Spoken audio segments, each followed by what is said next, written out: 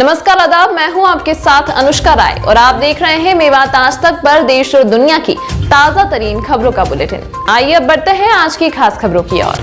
2022 के गुजरात दंगों के बाद एक्टिविस्ट तीस्ता सीतलवाड़ ने गुजरात के मुख्यमंत्री रहे नरेंद्र मोदी को बदनाम करने की साजिश रची थी।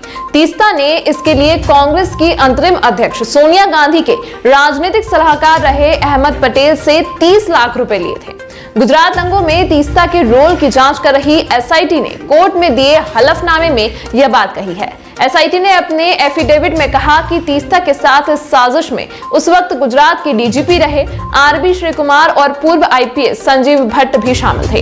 इन लोगों ने गुजरात दंगों के बाद नरेंद्र मोदी की अगुवाई वाली राज्य सरकार को अस्थिर करने की साजिश रची थी। अहमदाबाद सेशन कोर्ट में दाखिल एफिडेविट में एसआईटी ने कहा है कि तीस्ता को कांग्रेस अध्यक्ष सोनिया गांधी के सलाहकार अहमद पटेल से एक बार 5 लाख रुपए और एक बार 25 लाख रुपए मिले थे। गुजरात दंगा केस में जेल में बंद तीस्ता की तरफ से पेश जमानत याचिका का विरोध करते हुए एसआईटी ने यह बात कही है।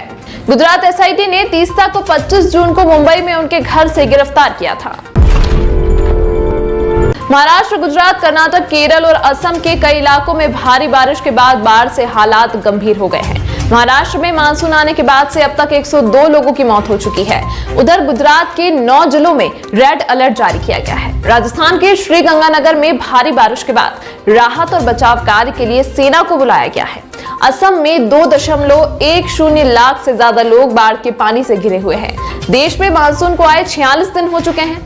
16 जुलाई तक सामान्य रूप से 294.2 मिलीमीटर बारिश होनी थी, लेकिन यह आंकड़ा 335.2 मिलीमीटर पहुंच चुका है। इस लिहाज से सामान्य से 14% ज्यादा बारिश हो चुकी है। हालांकि यूपी, बिहार, पश्चिम बंगाल और झारखंड जैसे 4 राज्यों में सूखे जैसे हालात हैं।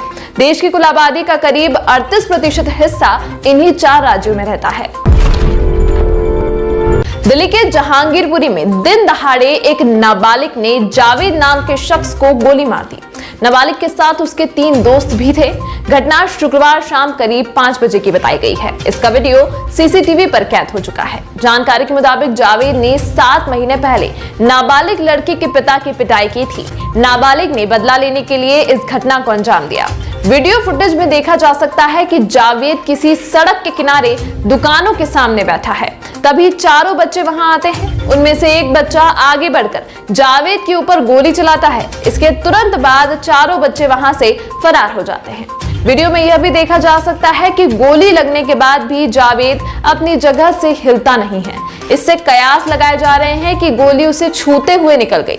पुलिस को जब मामले की सूचना मिली तब तक चारों आरोपी मौके से फरार हो चुके थे, लेकिन पुलिस ने कुछ ही देर में सभी आरोपियों को गिरफ्तार कर लिया और धारा 307 के तहत मामला दर्ज कर लिया है। फिलहाल घायल व्यक्ति का अस्पताल में इलाज चल रहा है।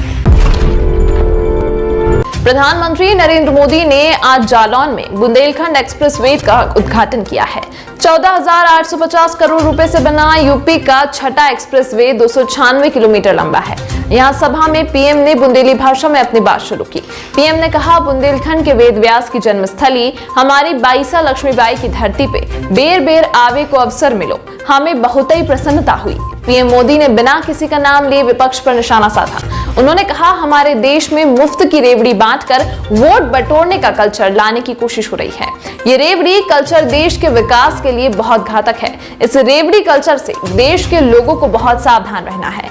बुंदेलखंड की एक और चुनौती को कम करने के लिए हमारी सरकार निरंतर काम कर रही है। हर घर तक पाइप से पानी पहुंचाने के लिए हम जल जीवन मिशन पर काम कर रहे हैं।